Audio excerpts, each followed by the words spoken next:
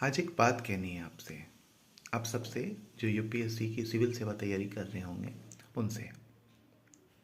मैं मेंटोर हूँ और मेंटोरशिप चलाता हूँ और मैंने जो अनुभव किया है वो मैं शेयर करता हूँ।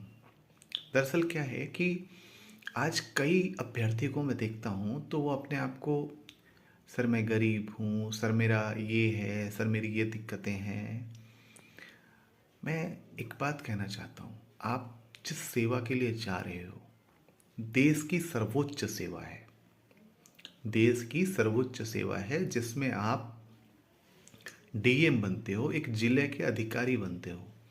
इसका मतलब है कि आपका माइंडसेट अभी से ये है कि मैं गरीब हूँ या मैं इस तरीके की चीज़ें। यदि आप ऐसा कहते हैं तो आप कहीं ना कहीं अपने आप को उसी स्थिति में रख लेते हैं, है ना।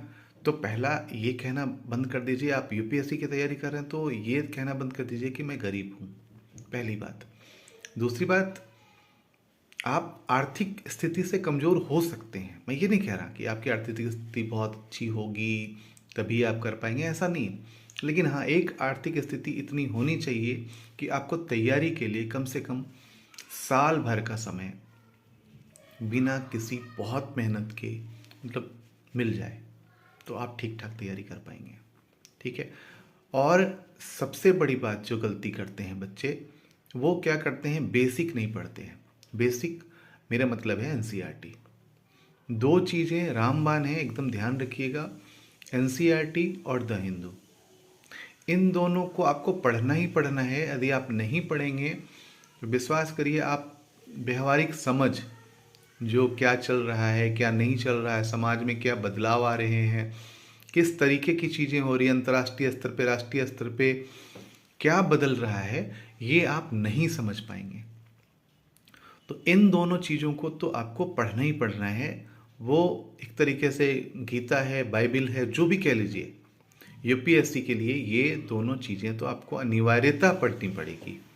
कैसे पढ़ना है आप मेरे से सीख सकते हैं। आईएएस प्रबंधन सर्च करेंगे, नंबर मिल जाएगा, वहाँ से आप मेरे से सीख सकते हैं। और एक चीज़ और जो मैंने सबसे पहले कही, अपने आप को कमज़ोर या गरीब या इस तरीके के जो भाव आ रहे हैं आपको, इसको छोड़ दीजिए।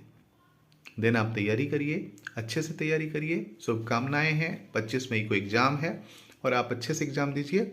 धन्यवाद।